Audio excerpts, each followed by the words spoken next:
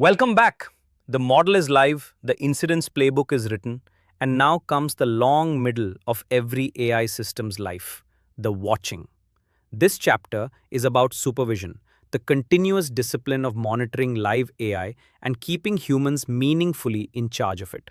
And I'll tell you upfront, this is where audit findings are richest, because launching well is common and watching well is rare. Here's our focus map. First, the technical watchtower. Performance monitoring frameworks for live systems, the logging and audit trail requirements that make decisions reconstructible, and the drift family in full: concept drift, data drift, and prediction drift, with the alerting and retraining triggers wired to them. Second, the human watchtower.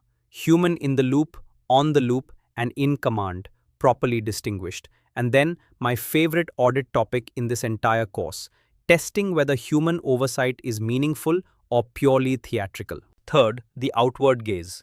Evaluating AI's decision impact on customers, staff, and society, plus contestability, decision rationale, and the transparency people are entitled to expect. And fourth, the workforce dimension.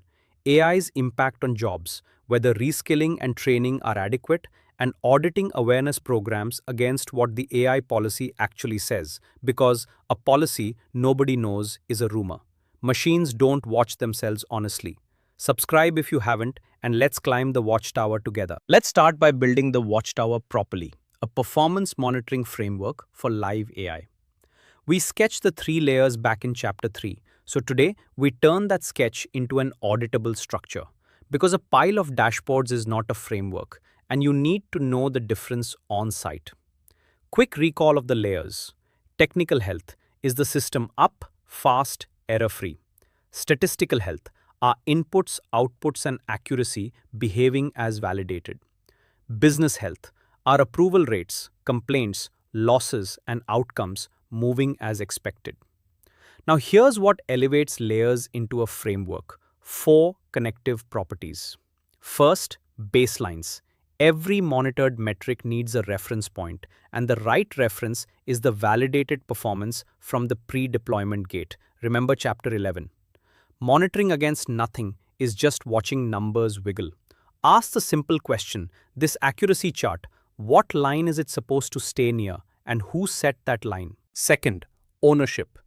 Each metric family needs a named watcher with defined review rhythms. Our Chapter 6 lesson applied. A dashboard everyone can see and no one must see is a screensaver. You've heard me say it, and it stays true. Third, coverage mapping.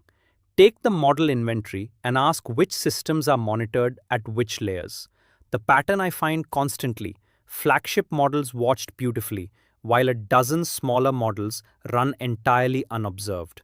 And remember, risk tiers should drive monitoring depth, not team enthusiasm. And fourth, the feedback problem, the subtle one. Measuring live accuracy requires knowing true outcomes, and truth arrives late. A lone default reveals itself over months, so live accuracy is always a delayed picture. Mature frameworks acknowledge this using leading indicators, drift metrics, override rates, complaint signals, while the outcome data matures. When a team shows you real-time accuracy for a slow outcome decision, ask gently what it's actually computed from. That one question separates monitoring from decoration, and it sets up everything else in this chapter. Now for the discipline this whole course keeps returning to like a chorus: logging. We've demanded decision logs in the design chapter, the incident chapter, the archiving lesson. Today we finally specify what good AI logging actually contains. Because when the regulator, the customer, or your own root cause analysis asks what happened, the log is the only honest witness. So what must be captured for a consequential AI decision? Walk through the anatomy with me. The inputs. What data the model actually received for this decision, not what the source system holds today, because data changes and the decision was made on that day's values. The model identity. Exact version from the registry plus the configuration that shaped behavior. Thresholds, prompts, guardrail versions, our baseline lesson from Chapter 12 paying dividends. The output, the score or generation, and critically, the probability. Not just the final yes or no, remember, someone converted 73% into declined, and the log should show both halves. Any human involvement, who reviewed, what they decided, whether they overrode, this becomes the raw material for our oversight theatre lesson coming shortly. And timestamps throughout, because incident timelines are built from them. For generative systems, add the conversational dimension, prompts in, responses out, guardrail interventions. And yes, this collides directly with privacy.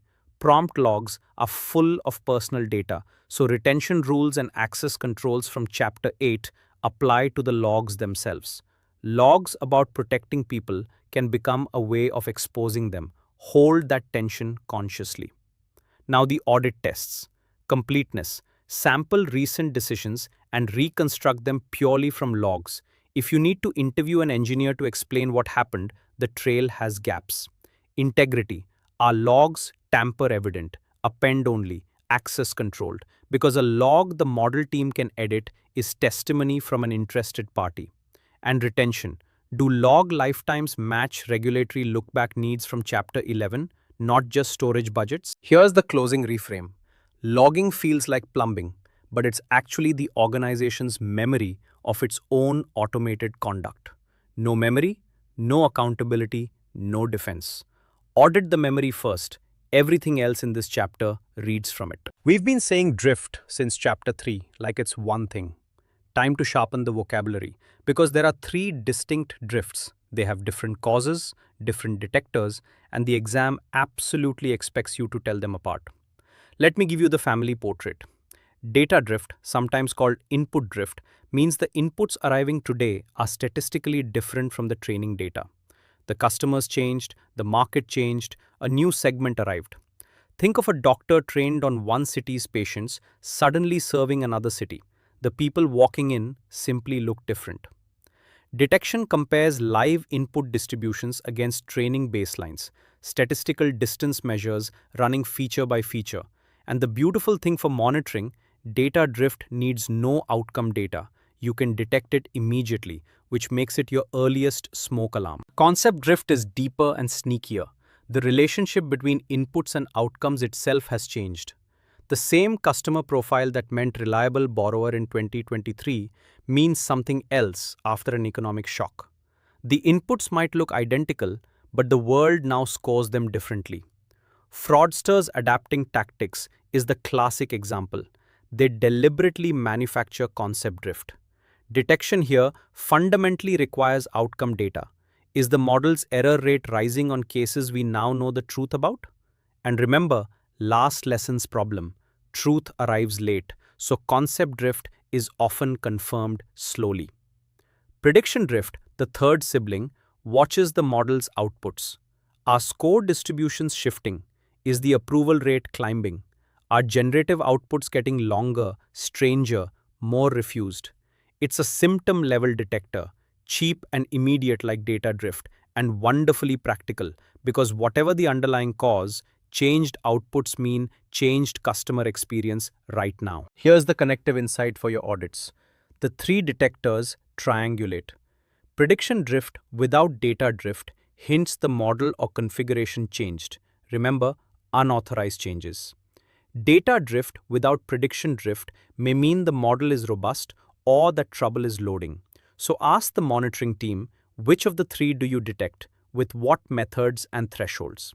A team watching only accuracy is watching only the slowest signal. And what happens when these detectors fire? That's exactly the next lesson. Detection without response is just well-informed helplessness. So today we wire the alarm system, automated alerting, the thresholds that define a breach, and the triggers that turn breaches into action, including the retraining decision. This is Chapter 6's escalation machinery, now specialized for the drift signals we just learned. Start with thresholds, because everything hangs on where the lines are drawn. A threshold converts a wiggling metric into a decision boundary. Drift score above this, alert fires. And here's the auditor's question that teams dread pleasantly. Who set this threshold? Based on what? and when was it last revisited?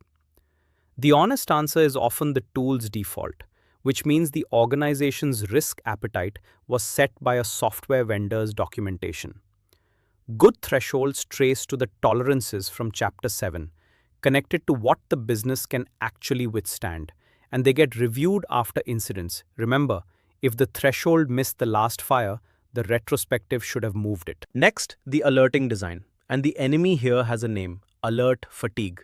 Set thresholds too tight, and the team drowns in noise, starts ignoring alerts, and the one real signal dies in a crowded inbox. The boy who cried wolf, industrialized. Set them too loose, and drift matures into an incident before anything fires. Mature designs use tiers, gentle warnings for early movement, urgent pages for serious breaches, and they measure their own health, alert volumes, acknowledgement times, false positive rates. Ask for those numbers. An alert system nobody has tuned since launch is almost certainly crying wolf or sleeping. Then the response ladder.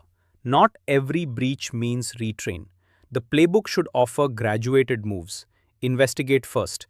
Is this drift real or a data pipeline hiccup upstream? Tighten human review. Adjust thresholds consciously through change control. Remember Chapter 12. And only then retrain, because retraining is the expensive, risky option, a new model needing the full validation gate. And recall the trap from Chapter 3. Retraining on recent data can ingest the very anomaly you're reacting to. Your field test. Pull the last 5 threshold breaches and walk each one down the ladder. Timestamps from alert to human acknowledgement to decision to action. That little timeline is the truest picture of whether the watchtower is manned, and it leads us naturally to the humans themselves. We introduced these 3 terms in the ethics chapter. So consider this the full lesson, because oversight modes are a favorite exam topic. And more importantly, choosing the wrong mode is a design failure that no amount of monitoring repairs. Let's get precise, then practical. Human in the loop means a person participates in each individual decision. The model recommends, the human decides, and nothing happens without them. Think of a radiologist reviewing every AI-flagged scan, or a credit analyst confirming every decline above a limit. The strengths: maximum control, individual judgment on individual cases. The costs: throughput drops to human speed, and here's the subtle risk we'll dissect next lesson. Humans embedded in high-volume loops degrade into rubber stamps. Human on the loop means the system decides autonomously while a person monitors the stream and can intervene. Nobody approves each fraud block, but an analyst watches dashboards, samples decisions, and can pause or adjust. Strengths: machine speed with supervision. Costs: harm can occur between glances, so the quality of monitoring, everything from earlier this chapter, becomes the actual safeguard. On the loop is only as good as the loop's instrumentation. Human in command sits above both, ultimate authority over whether and how the system operates at all, the power to constrain it, redeploy it, or switch it off. Our kill switch authority from Chapter 12, given its proper name. Every AI system needs someone in command, whatever the per decision mode. Now the design question auditors test. Does the mode match the stakes? The logic flows from our risk tiers. Consequential, contestable, rights-affecting decisions push toward in the loop.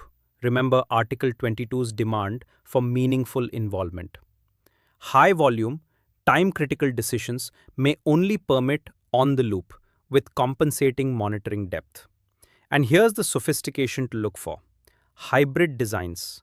The model decides routine cases autonomously while routing low-confidence, high-impact, or unusual cases to humans, using the model's own uncertainty as the traffic director. That's oversight engineering at its best. Your evidence requests. The documented oversight mode per system, the rationale linking mode to risk tier, and the operational reality, staffing, tooling, authority. Because a beautiful oversight design with one overwhelmed reviewer is the topic of our next lesson. And honestly, it's the lesson I've been looking forward to teaching most. Here it is, the lesson this course has been foreshadowing since chapter 4. Human oversight that exists on paper and evaporates in practice. Oversight theater. Today I hand you the full audit toolkit for telling the difference, and it's wonderfully evidence-based because theater leaves fingerprints. First, why does oversight decay? Not because reviewers are lazy, but because the setup defeats them. Automation bias, the documented human tendency to defer to machine recommendations, especially confident ones. Volume pressure. A reviewer given 90 seconds per case isn't reviewing, they're witnessing. Asymmetric feedback. Approve the model's call and nothing happens. Override it and you must justify yourself in writing. Guess which behavior the system trains. And skill fade. When the machine handles everything routine, the human's judgment muscle atrophies exactly when the hard case arrives. Understand these mechanisms because your findings will need to explain them, not just count them. Now the fingerprints, the metrics I pull in every oversight audit. Override rate. What fraction of model recommendations do humans change? Near zero is the loudest signal. Remember my lender? Under 1% in seconds. But be careful, the answer isn't a high override rate either. That suggests a broken model. The point is a rate that shows living judgment and crucially, variation across case difficulty. Review duration distributions. Pull the timestamps. A reviewer averaging 11 seconds per mortgage decline is doing theater. And batches of approvals timestamped in rapid-fire sequence at day's end tell you exactly how the queue was cleared. Outcome tracking. When humans did override, were they right? If nobody ever checks override quality, the organization doesn't actually value the human layer, it just displays it. And structural evidence. Do reviewers have authority, real ability to change outcomes without punitive friction, training on the model's known weaknesses, and access to the information a genuine decision needs, or just the model score and a button? Then the qualitative layer. Interview the reviewers themselves, away from managers. Ask, when did you last disagree with the model and what happened? The answers are unfailingly illuminating. Here's the closing frame for your report. Meaningful oversight is a control. Theatrical oversight is worse than none because it launders automated decisions through a human name, satisfying Article 22 on paper while defeating its purpose. Call it what it is. That's the job. We've watched the machine's metrics and its human minders. Now let's widen the lens to the question that justifies all this vigilance. What is the system actually doing to people? Evaluating decision impact across three circles: customers, staff, and society. This is where monitoring grows a conscience. And yes, it's auditable. Customers first, the inner circle. The evaluation question is concrete. How are automated decisions distributing outcomes, burdens, and errors across the customer base? The instruments? Outcome monitoring by segment. Remember, harm hides in segments.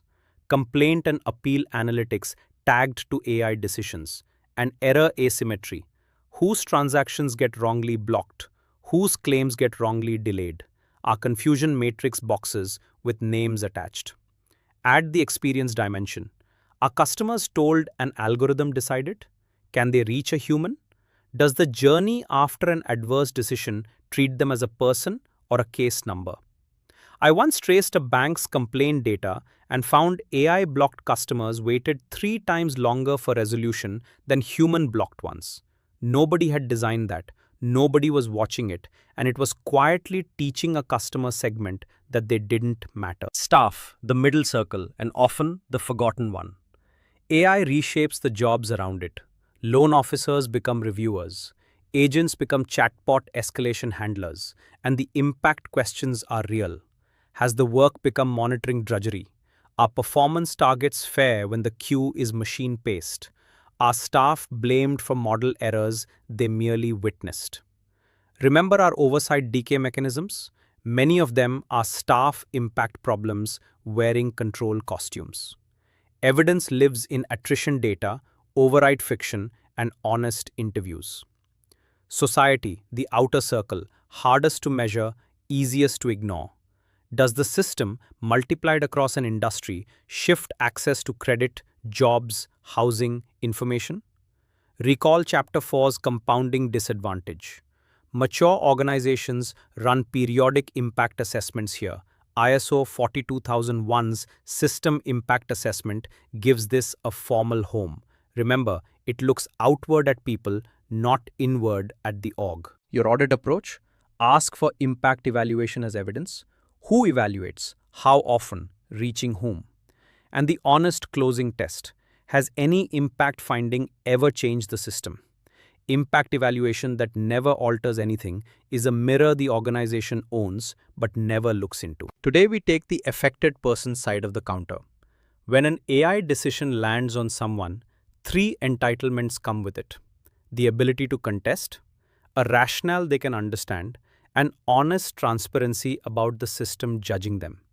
We've met these ideas through Article 22 and the Ethics chapter. Now let's make them operational and auditable end-to-end. Contestability first, and let's define it as a working mechanism, not a right on a poster. A functioning contest channel has 5 properties. Discoverable, the adverse decision itself tells the person how to challenge it. Buried FAQ pages don't count. Accessible, usable without a lawyer, in the person's language, through channels they actually have. Substantive, the challenge reaches someone with authority and competence to genuinely reconsider. Remember, routing appeals back through the same model is a mirror, not a review. Timely, with defined response windows, justice delayed at machine scale is denial at machine scale. And consequential, capable of actually changing outcomes. Our familiar test: has anyone ever won? Pull the appeal statistics: volume, overturn rate, resolution time. A channel with near zero volume in a high decision system usually means nobody can find the door. Decision rationale next. And here's the craft distinction. A rationale is not the model's mathematics. It's an explanation an affected person can act on. Your application was declined due to your recent credit utilization, and short account history is a rationale. A SHAP chart is not, and we'll cover those tools properly in Chapter 18. The audit question is whether rationales are accurate. Do they reflect what actually drove the decision? Remember, post hoc explanations approximate, specific, not the same 3 boilerplate reasons for everyone, and actionable, telling the person what could change the outcome. Transparency expectations round it out. Calibrated honesty about the system itself. People should know AI is involved. The EU AI Act pushes disclosure duties, chatbots identifying themselves, generated content labeled, and organizations should publish appropriate detail about high-impact systems without enabling gaming or exposing training data. Our transparency versus privacy trade-off from the ethics chapter. Decided consciously, documented. The thread joining all 3? Dignity. Systems that judge people owe them a door, a reason, and the truth. Audit the door by walking through it yourself. Request a rationale as a customer would, and time the journey. Few tests teach you more faster. Let's stay with the people theme, but move inside the organization. AI is redrawing jobs, and the AAIA syllabus explicitly cares whether organizations manage that transition responsibly. Today, workforce impact, reskilling, and training adequacy. And I'll show you why this soft topic produces hard findings. First, name the transformation honestly. AI rarely deletes whole jobs overnight. It deletes tasks and reshapes what remains. The credit analyst stops assessing routine files and starts handling exceptions, overrides, and appeals, which is, notice, a harder job requiring deeper judgment on precisely the cases the model found difficult. The service agent stops answering common questions and inherits the angry, complex, escalated remainder. See the pattern? Automation skims the easy work and concentrates the difficult residue on humans, often without anyone redesigning roles, targets, or pay to match. That mismatch is an operational risk. Remember our oversight decay lesson? An overwhelmed exception handler is a control failing in slow motion. So, what does responsible management look like? And therefore, what do you audit? A workforce impact assessment attached to significant AI deployments. Which roles change? Which tasks move? What new skills are needed? Done before go live, not discovered through attrition. A reskilling program with substance, actual training on working with the model, its known weaknesses, when to trust it, when to challenge it. Remember, reviewer training was structural evidence in our oversight audit. This is where it comes from. Redesign performance metrics because measuring humans on volume when the machine took the volume is how you manufacture theater. And honest communication. Staff who learn about the AI roadmap from rumors disengage exactly when their judgment matters most. Adequacy is the audit word, so test against it. Coverage. What fraction of affected staff completed role-specific training, not generic AI awareness? Currency. Was training refreshed after the model materially changed? Connect to Chapter 12's change records. Effectiveness. Any assessment beyond attendance and do override quality metrics suggest the training works? And listening. Is there a channel for staff to flag model problems with evidence it's used? Your frontline is a detection layer. Remember the incident chapter. Here's the closing thought. Organizations audit whether humans oversee the machine. Few audit whether humans were equipped to. Both questions decide the same outcome, and next lesson, we test whether anyone even knows the rules. We close this chapter with a beautifully simple audit that organizations fail constantly, comparing what the AI policies say against what the workforce actually knows and does. Awareness auditing. It sounds soft, it's devastatingly concrete, and it's the perfect capstone to a chapter about watching. Because the widest surveillance gap in any organization is between its documents and its people. Start with why this matters so much for AI specifically. Recall Chapter 5's acceptable use lesson. Every employee now has powerful AI a browser tab away, and the policy is the only control standing between convenience and a confidentiality breach. Remember the engineers pasting chip designs into a public chatbot? Policies on paper don't intercept pasted data. Habits do, and habits come from awareness. The same logic runs through everything we've built. The escalation route only fires if staff know it exists. The incident taxonomy only catches what people recognize as reportable. The contest channel only serves customers if frontline staff can point to it. Now the audit method, and I run it as a three-way reconciliation. First, the policy layer. What do the documents actually require of whom? Extract the specific behavioral obligations. Approve tools only. No customer data in external AI. Report suspected model issues here. Disclose AI use there. Second, the program layer. What does the awareness program teach? And here's where gaps get comic. I've reviewed training decks proudly explaining what machine learning is, while never mentioning a single obligation from the policy. Education without instruction. Check coverage, completion rates by role, frequency, and whether high-exposure roles, developers, reviewers, customer-facing staff, get role-specific content or the same generic module as everyone. Third, the reality layer. Test actual knowledge and behavior. Short scenario questions to a sample of staff. A colleague wants to paste a client contract into a public AI tool. What applies? Walk the floor version. Ask 3 people where they'd report a model behaving oddly. And behavioral evidence, browser or network data on unapproved AI tool usage, policy attestation records, and whether any violation ever produced a consequence. Our oldest test, a policy without a consequence story, is a suggestion. The finding pattern to watch for: green completion dashboards over hollow knowledge, awareness theater, the training equivalent of oversight theater, and now you can detect both. And with that, the watchtower is fully built. Machine metrics, human oversight, and an aware workforce. Next chapter, we stop watching and start poking. Testing methodologies, putting the AI properly to the test. See you in chapter 14.